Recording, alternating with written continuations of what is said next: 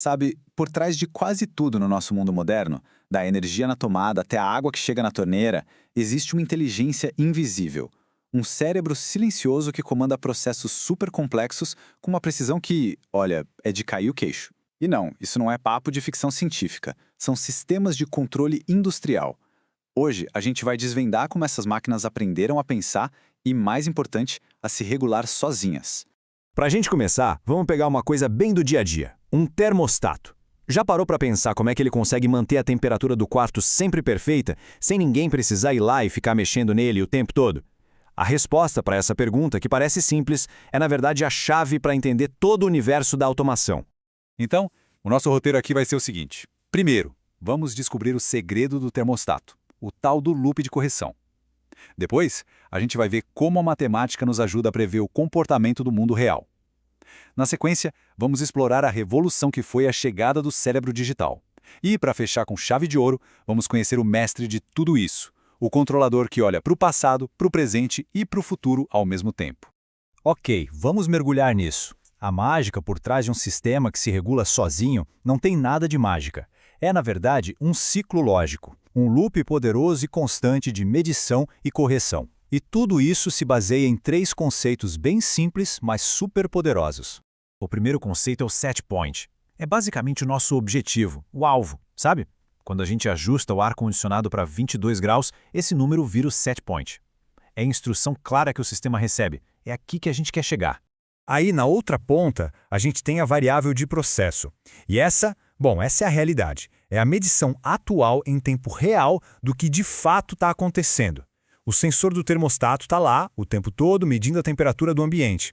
Esse valor, a qualquer momento, é a nossa variável de processo. E aqui entra a peça-chave, o erro. O sistema fica o tempo todo calculando a diferença entre onde ele quer estar, o set point, e onde ele realmente está, a variável de processo. Se a meta é 22 e a sala está a 20 graus, o erro é de mais 2. É esse sinal de erro que grita para o sistema: ei, tem que fazer alguma coisa agora.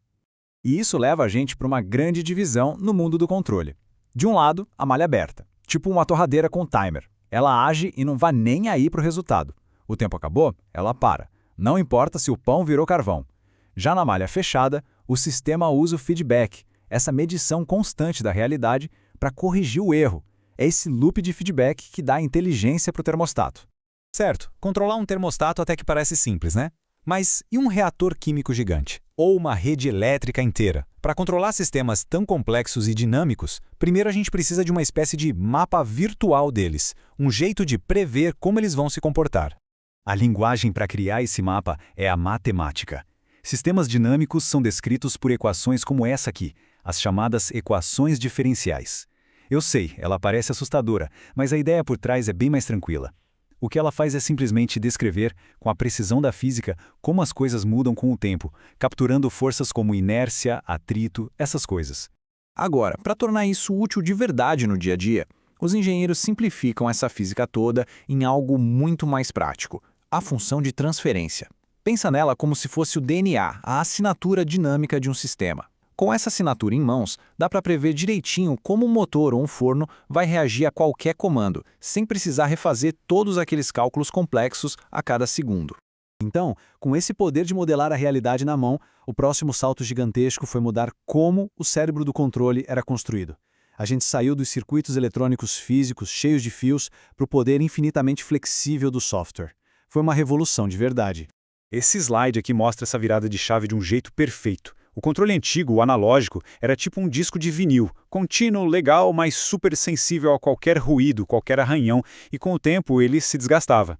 Já o controle digital é como um arquivo de MP3. É uma sequência de números totalmente imune a ruído e o melhor, dá para copiar, alterar e melhorar com algumas linhas de código. Isso mudou completamente as regras do jogo da automação. E tudo isso que a gente viu nos traz ao ápice dessa história. Juntando o loop de feedback, os modelos matemáticos e o poder digital, a gente chega no controlador mais famoso, mais usado e mais eficiente que existe. Ele é o verdadeiro maestro da automação industrial. Apresento a vocês o controlador PID. Praticamente todos os processos automatizados que existem hoje, desde uma refinaria de petróleo até uma linha de montagem de carros, dependem desse algoritmo genial. Ele é o padrão ouro porque consegue equilibrar 3 ações de uma forma magistral. A genialidade do PID está em como ele lida com o tempo. A ação proporcional, o P, reage ao agora. O erro é grande? Então a minha resposta vai ser forte. A ação integral, o I, olha para o passado. Ela vai somando todos aqueles errinhos persistentes que não foram corrigidos, para garantir que no final o sistema chegue exatamente no alvo. E a ação derivativa, o D, esse é o vidente do grupo. Ele olha a velocidade da mudança para prever o futuro e pisar no freio na hora certa, evitando que o sistema passe do ponto. É uma dança perfeita entre o que foi, o que é e o que será. Então, o que fica de tudo isso? Primeiro, a inteligência das máquinas nasce de uma ideia simples: olhar o resultado e se corrigir. Segundo, a gente usa a matemática para criar um gêmeo virtual da realidade e assim conseguir controlar ela. Terceiro, a passagem para o mundo digital deu uma flexibilidade e um poder absurdos para a automação. E por fim, que o controlador PID domina tudo isso por equilibrar de forma genial as lições do passado, as ações do presente e as previsões do futuro. Isso tudo deixa a gente com uma pergunta para o futuro, né? Os princípios que a gente viu aqui são a base da automação. Mas à medida que a gente começa a colocar camadas de inteligência artificial e aprendizado de máquina por cima desses fundamentos, as possibilidades se tornam, quase ilimitadas. Depois de dominar a arte da autocorreção, qual será o próximo grande salto de pensamento que vamos dar para as nossas máquinas?